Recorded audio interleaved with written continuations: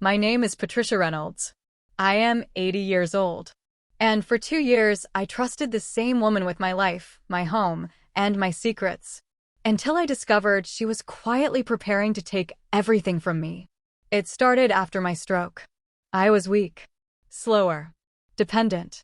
That's when Amelia came into my life. She was recommended by a private care agency. Young, polite, always smiling. The kind of smile that makes people lower their guard. "Don't worry, Mrs. Reynolds," she said on her first day. "I'll take care of everything for you." And she did. At least, that's what it looked like. She cooked my meals, helped me walk, managed my medications. She even read to me in the evenings, like a devoted daughter. And slowly, I started trusting her completely. My son lived abroad. My daughter visited rarely. So Amelia became my daily company, my support, my voice when I was too tired to speak. But looking back now, that's exactly what she was counting on. The first strange thing was my mail. Bills I didn't recognize. Bank notifications I didn't remember receiving. "I must have mixed them up," Amelia said quickly.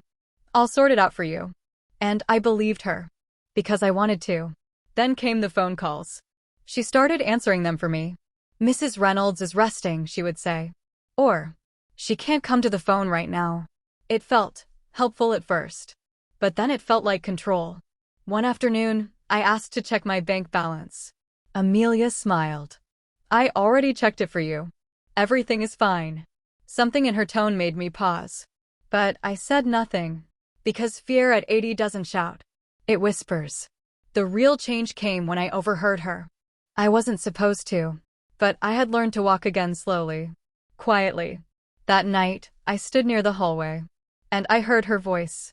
On the phone. "Yes," she said softly. "She's still declining. It won't take long now." A pause.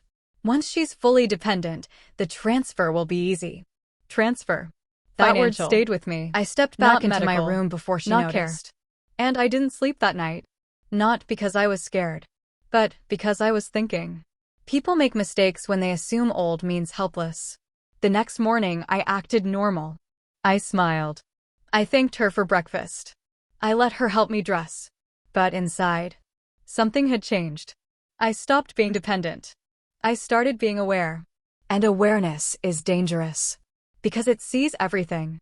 I quietly requested a copy of my financial summary from my bank. Amelia offered to handle it, of course. But this time I insisted. "I'd like to see it myself," I said. She hesitated.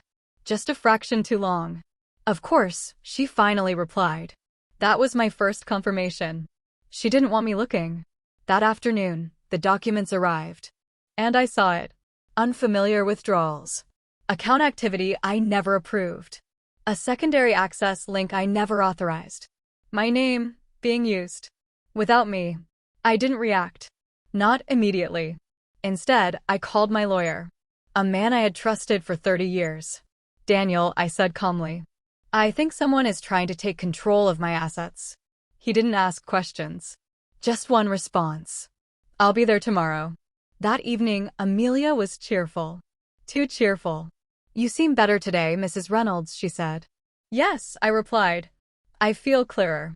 She smiled, not knowing what that meant. The next day, I told her something simple. "I've decided to update my legal documents." Her reaction was immediate. Too immediate. "Oh," she said carefully. "What kind of updates?" "Oh, just precautions," I replied. "In case anything happens to me." That was enough. I saw it. The flicker. The calculation. She thought time was running out. And for me. Not for her. That evening, Daniel arrived. He didn't come alone. He came with his second attorney. And a financial investigator. Amelia greeted them politely. But her hands betrayed her. Just slightly. We all sat in the living room. The same room she had controlled for 2 years. "Is everything all right?" she asked. "Yes," I said softly. "Everything is about to be." Daniel placed a folder on the table. "What's this?" she asked. "The truth," he replied. Inside were transaction logs, access records, and authorization trails. Her face changed as she flipped the pages. Slowly. This must be a mistake," she said quickly. No, I said. That's the problem. Silence. You accessed my accounts, I continued. You initiated transfers. You created permissions. I was helping manage things, she said sharply. No, I corrected. You were managing things for yourself. Her calm mask cracked. Just a little. You can't prove intent, she said quickly. Daniel spoke now. We don't need to prove intent. He paused. We already proved access. Silence fell heavy. Amelia stood up. For the first time, nervous. I think this is being misunderstood, she said. No, I replied. This is being revealed. She looked at me. And I saw it clearly now. Not guilt. Not shame. Fear of consequences. You trusted me, she said softly. Yes, I replied. And you used that. The room went quiet. Daniel closed the folder. We've already frozen all access, he said. And the authorities have been notified. That was it. The final moment. Amelia's confidence disappeared completely. You're ruining my life, she whispered. No, I said calmly. You did that when you decided mine didn't matter. Silence. She sat back down. Defeated. Not by strength, but by exposure. I never meant for it to go this far, she said. That's always what people say, I replied. Right before it does. Daniel stood up. It's over. And it was. The investigation took weeks. Accounts restored. Legal consequences followed. Quietly. Efficiently. Amelia was removed from the system. Permanently. No drama. No shouting. Just consequences.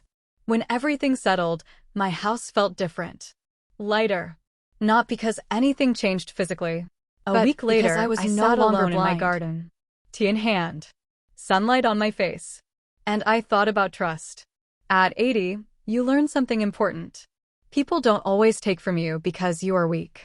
Sometimes. They take from you because you are kind. And kindness without awareness is just access. My son called that evening. Mom, are you okay? Yes, I said. I am now. And I meant it. Because I had learned the final lesson life had been trying to teach me. Trust is not given. It is earned. And sometimes, it must be tested. Quietly. Carefully. And without warning. And when it breaks, you don't beg for it back. You replace it with truth.